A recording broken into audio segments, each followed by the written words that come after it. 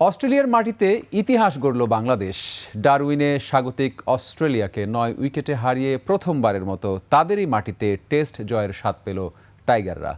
হাসান মাহমুদের ৯ উইকেট, মেহেদী হাসান মিরাজের ৫ উইকেট আর ব্যাটারদের দাপুটে অস্ট্রেলিয়াকে হারিয়ে সিরিজে ১-০ ব্যবধানে এগিয়ে গেল বাংলাদেশ। ম্যাচ সেরা হয়েছেন হাসান মাহমুদ।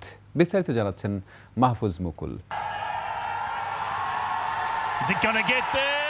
২৩ বছরের অপেক্ষার অবসান। অস্ট্রেলিয়ার মাটিতে প্রথম টেস্ট জয় বাংলাদেশের। ডারউইনের র্যাঙ্কিংয়ের শীর্ষে থাকা অস্ট্রেলিয়াকে ৯ উইকেটে হারিয়ে ইতিহাসের পাতায় নাম লিখিয়েছে নাজমুল হোসেন শান্তর দল। যে জয়ের স্বপ্ন নিয়ে অস্ট্রেলিয়ায় পা রেখেছিল বাংলাদেশ ৪ দিনের দাপুটে ক্রিকেটে, সেটি এখন বাস্তব। জয়ের ভিতটা গড়ে দিয়েছিল বাংলাদেশের পেসাররা। প্রথম ইনিংসে অস্ট্রেলিয়াকে মাত্র ১৯৮ রানে গুটিয়ে দিয়ে শুরু। হাসান মাহমুদের আগুনে বোলিংয়ে দিশেহারা স্বাগতিক ব্যাটিং লাইন আপ। এরপর ব্যাট হাতে তানজিদ হাসান তামিমের ঐতিহাসিক সেঞ্চুরি, নাজমুল হোসেন শান্ত ও মেহেদী হাসান মিরাজের দায়িত্বশীল ব্যাটিং।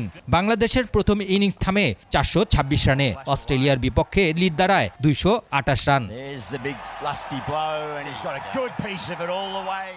দ্বিতীয় ইনিংসে অস্ট্রেলিয়া ঘুরে দাঁড়ানোর চেষ্টা করলেও সামনে ছিল মেহেদী হাসান মিরাজ, অ্যালেক্স ক্যারি, বো ওয়েবস্টার, প্যাট কামিন্স সহ একের পর এক গুরুত্বপূর্ণ উইকেট তুলে নেন এই অফ স্পিনার। শেষ পর্যন্ত ৫ উইকেটে অস্ট্রেলিয়ার ইনিংস গুটিয়ে দেন মিরাজ।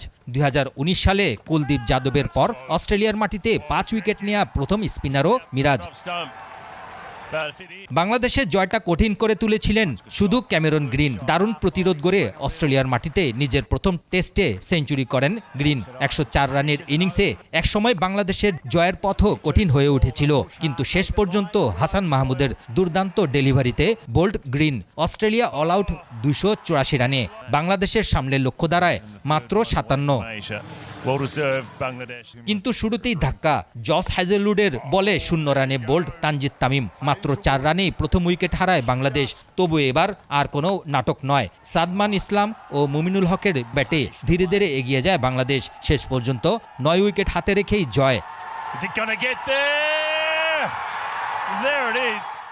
অস্ট্রেলিয়ার মাটিতে অস্ট্রেলিয়ার বিপক্ষে প্রথম টেস্ট জয়। ২৩ বছর আগে অস্ট্রেলিয়ার সফরে যে দল অসহায় আত্মসমর্পণ করেছিল, সেই বাংলাদেশই এবার ডারউইনে লিখল নতুন ইতিহাস।